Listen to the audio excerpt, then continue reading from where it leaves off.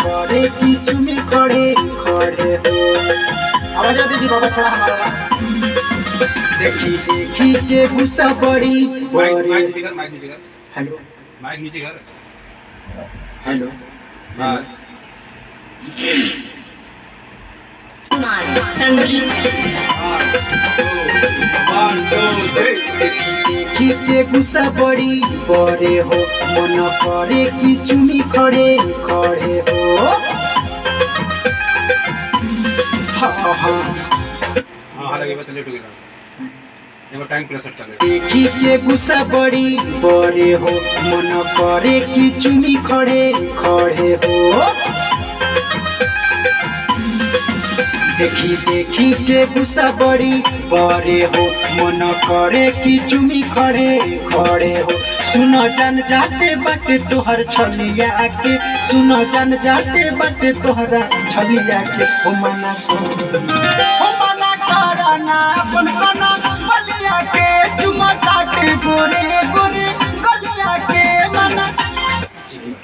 आइए फाइनल होना जब हाई लेंगे तो उसको अलग ट्रैक में लेंगे, ठीक है? बाद में लेंगे। ओके साथ में मत करना, नीचे की लेवलिंग अलग है, ऊपर की लेवलिंग अलग है, ठीक है?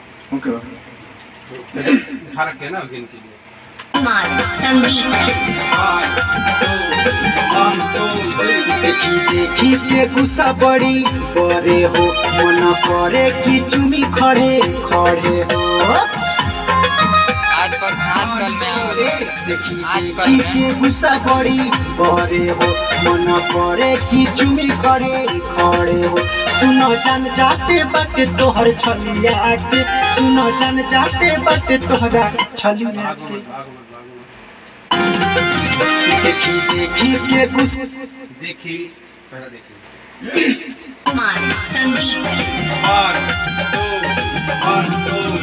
देखी देखी के गुस्सा बड़ी बड़े हो मन करे की चुनी खड़े खड़े हो। देखी देखी के गुस्सा बड़ी बड़े हो मन करे की चुमी खड़े खड़े हो। सुनो जान जाते बाटे तोरा छलिया के सुने जान जाते बाटे तोरा छलिया के हो मना करना हो मना पीछे आता था। 8 2 1 जान जाते बाटे तोरा छलिया के हो मना करना अपन कोनो बलिया के चुमा काटे गोरे गोरे बलिया के करना अपन कोनो बलिया के चुमा काटे गोरे गोरे बलिया के बाबा।